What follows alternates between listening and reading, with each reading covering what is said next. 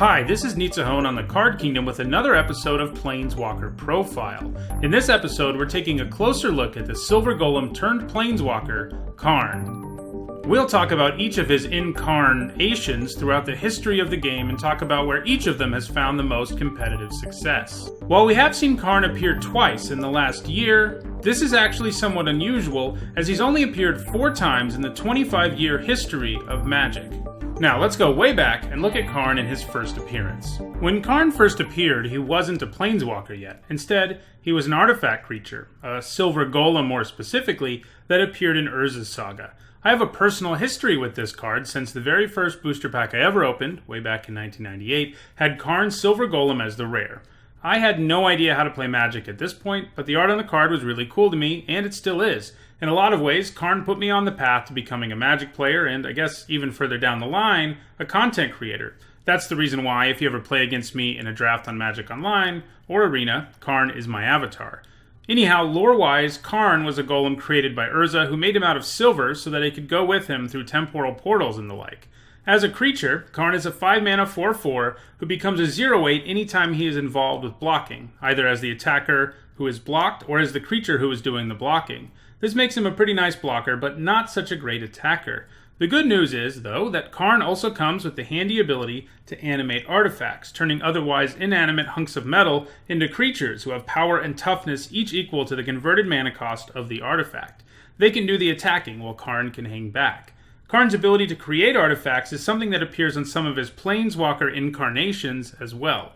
In addition to being a powerful but unappreciated EDH general, Karn also found success in professional tournaments. This has mostly been in artifact-centric decks in multiple formats, including Urza's Block Constructed, Standard, Extended, and even Vintage. In most of those formats, he found himself in decks that sought to play a bunch of mana rocks and ramp into powerful monsters or spells, and Karn could serve as one of the win conditions, since he could animate all those mana rocks.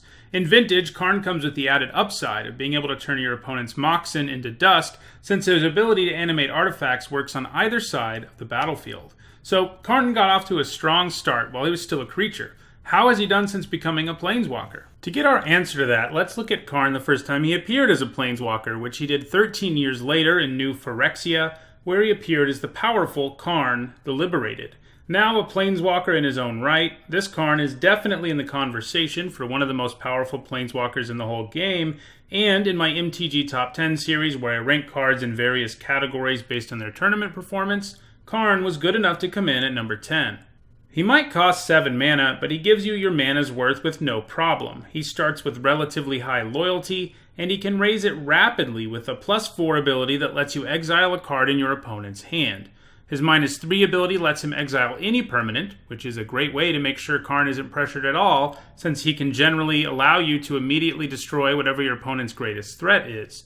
He then has an absurd ultimate, one that ties together Karn's other 2 abilities that exile stuff, since he can restart the game, except that you get all the cards he exiled in play at the start of that new game, which basically just means you're going to win. Interestingly, this is the only Karn that isn't interested in artifacts one way or another. However, his ability to interact with cards outside of the game, in this case in exile, is something that the 2 subsequent Karns would continue to do. Karn has seen a lot of play at Pro Tours and Grand Prix in multiple formats, in 2 broad types of decks. The first of these are control decks, which aim to slow the game down by destroying creatures and countering spells, and thus make the game go long enough that they can get to the 7 mana necessary to cast Karn. The second of these are various ramp decks, which seek to produce mana rapidly and get Karn on the battlefield earlier than would normally be possible.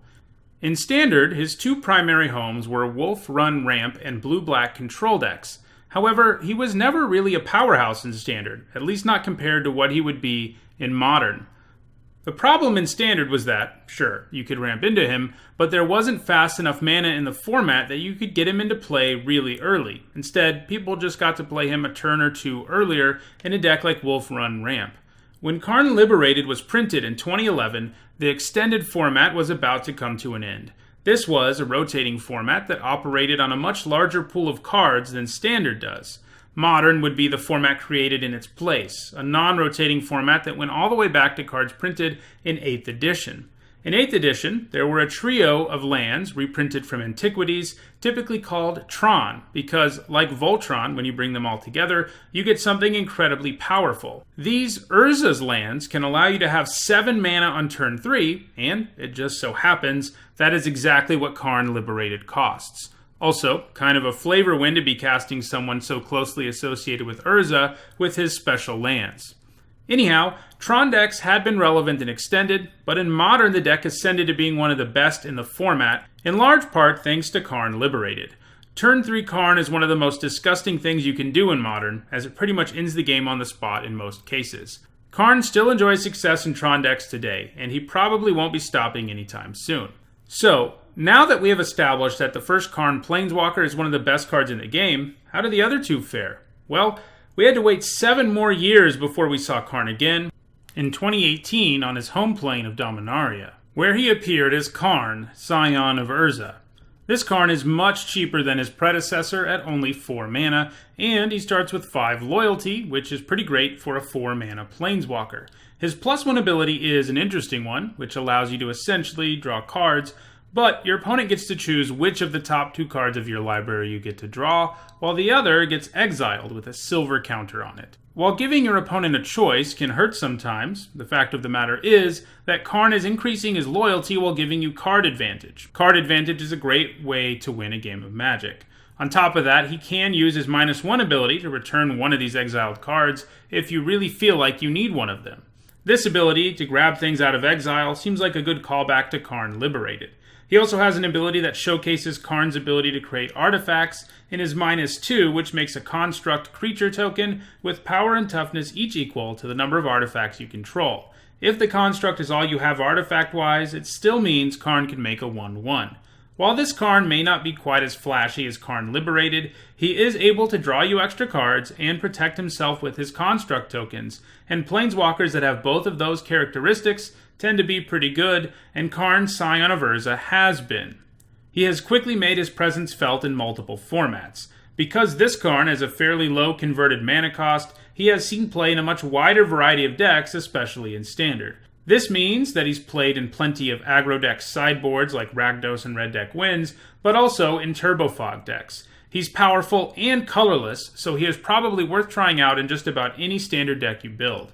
Apart from Standard, this Karn has already proven to be good in Modern Affinity, Legacy Eldrazi, and Vintage Paradoxical Outcome decks, all of which indicates that Karn, Scion of Urza, has put himself on a similar trajectory to Karn Liberated. So that leaves us with one last Karn to talk about, and that's Karn, the Great Creator. Like 36 other Planeswalkers, Karn ended up on Ravnica during the War of the Spark. He comes with some pretty impressive abilities, and is the most artifact-centric Karn we've seen so far. Like all War of the Spark Planeswalkers, he comes with a static ability. This one turns off the activated abilities of any artifacts your opponents might control. His +1 ability is an exact copy of Karn Silver Golem's ability that originally costed 1 generic mana, and his -2 allows him to reach into your sideboard and grab any artifact he wants out of it. This is a particularly powerful ability because it allows you to run lots of powerful situational or combo artifacts in your sideboard, and Karn can happily grab any of them. So, like Karn Scion of Urza, the Great Creator continues to show the ability to interact with normally off-limits game zones, and also really likes artifacts. While Karn, the Great Creator, hasn't really been out long enough to put up Mythic Championship or Grand Prix top 8s, all signs point towards him having a huge impact on multiple formats, just like all of his previous incarnations. He has started to see play in the 2 main ramp decks of Modern, Amulet Titan and Tron, and these decks run a particularly nasty card in their sideboard for Karn to grab, Mycosynth Lattice. Getting this into play turns all permanents into artifacts, including lands, and this means that Karn's static ability now shuts off all of your opponent's lands, since tapping for mana is technically an activated ability. Then, if you really want to rub salt in the wound, you can make the Lattice a 6/6 every turn and beat them to death with it. He can also then use his +1 to start blowing up the lands too, though that seems like overkill at that point.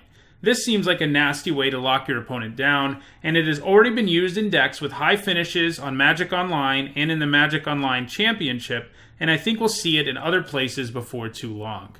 So, every incarnation of Karn has had, or I think will have, a major impact on the game. There aren't that many other Planeswalkers with at least 4 appearances that can say that. If you enjoyed this video and want to see more of this series, do us a favor and like it and share it so that others can enjoy it too. In the comments, let us know some other Planeswalkers who you might want to see featured on a future episode. For Card Kingdom, I'm Nizzahon, and I'll see you next time.